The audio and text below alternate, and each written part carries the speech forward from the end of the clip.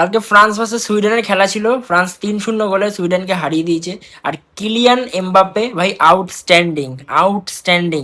মেসির সাথে এই মুহূর্তে ওয়ার্ল্ড কাপের জয়েন্ট টপ স্কোরার, এই বিশ্বকাপেরও জয়েন্ট টপ স্কোরার, আর ওয়ার্ল্ড কাপের হিস্ট্রিতেও জয়েন্ট টপ স্কোরার মেসির সাথে। কিলিয়ান এমবাপ্পে মাত্র 3টে বিশ্বকাপ খেলেছে। বিশ্বকাপের পারফরমেন্সের ক্ষেত্রে আমি মেসির থেকেও এমবাপ্পেকে এগিয়ে রাখবো। আমি একজন ডাইহার্ড মেসি ফ্যান, বাট আমি তারপরেও কিন্তু এটা বলছি, এমবাপ্পে কিন্তু বিশ্বকাপে একদম জ্বলে ওঠে। রিয়াল মাদ্রিদে সেরকম একটা ভালো পারফরমেন্স এমবাপ্পের ছিল না, ইনজুরি ছিল।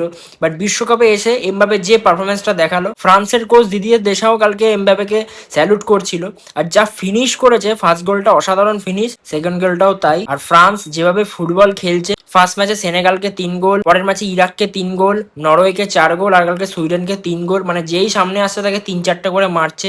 ফ্রান্সের অ্যাটাকটা এত স্ক্যারি, মানে এমবাপে, ডেমবেলে, অলিসে, যেরকম দুর্ধর্ষ একটা স্কোয়াড, সেরকম তো পারফরমেন্সটাও দিচ্ছে। কালকে ফ্রান্স যেভাবে খেলেছে, সুইডেনকে একদম দাঁড়াতে দেয়নি।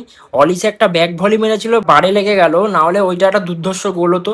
এমবাপে কালকে 2টো গোল করেছে, বারকোলাও একটা গোল করেছে। নরওয়ে ম্যাচের দিন ডেমবেলে হ্যাটট্রিক করেছিল, আর কালকে এমবাপে জ্বলে উঠেছে। মানে ফ্রান্স ভাই স্ক্যারি টিম।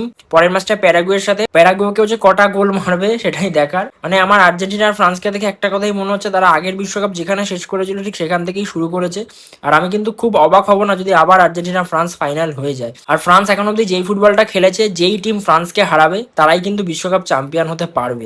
আমার তো পার্সোনালি এটাই ধারণা। আমার এটাই মনে হয় যে আফটার মেসি, রোনাল্ডো, নেইমার, এমবাপেই কিন্তু একটা আইডল তৈরি হবে। এমবাপেকে দেখেই কিন্তু সবাই ফ্রান্সকে সাপোর্ট করবে। এমবাপের প্রচুর ফ্যান তৈরি হবে। আর বিশ্বকাপের অল টাইম টপ স্কোরারের রেকর্ড এইটাও এমবাপের কাছেই থাকবে, সে মেসিকেও ছাপিয়ে যাবে। দেখা যাক ফ্রান্সের এই ডমিনেন্স ওয়ার্ল্ড কাপে কতটা কি করতে পারে, নাকি কোনো টিম এসে ফ্রান্সকে হারাতে পারে, সেটাই দেখার। দেখতে থাকো বিশ্বকাপ।